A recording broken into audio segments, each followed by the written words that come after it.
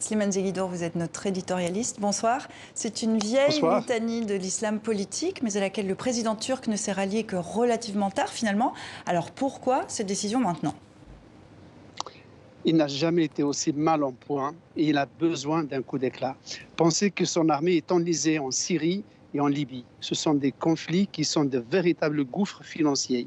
Son économie bat de l'aile et même son parti est en pleine déroute. Pensez que Erdogan a un vrai problème avec Istanbul. Il est né à Istanbul, il a été élu maire en 1994, mais l'année dernière, son parti qui a régné en maître sur la ville a été éjecté lors du plus cuisant échec électoral de l'AKP, son parti.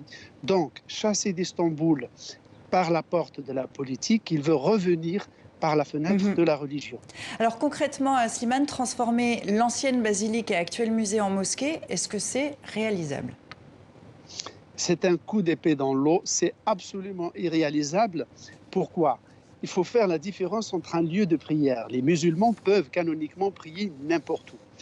Mais pour que Sainte-Sophie redevienne une mosquée, il y a une condition majeure. C'est qu'il faudrait recouvrir d'enduit les splendides mosaïques qui représentent le Christ, Saint Jean-Baptiste, la Vierge Marie. Jamais la Turquie ou Erdogan ne pourra prendre le risque, et ce serait d'ailleurs une folie qui rappellerait les talibans, d'enduire ces sublimes mosaïques pour en faire une mosquée. S'il ne le fait pas, et heureusement, on va voir des musulmans qui vont se prosterner sous le regard bienveillant de la Vierge Marie, de Saint Jean-Baptiste et du Christ.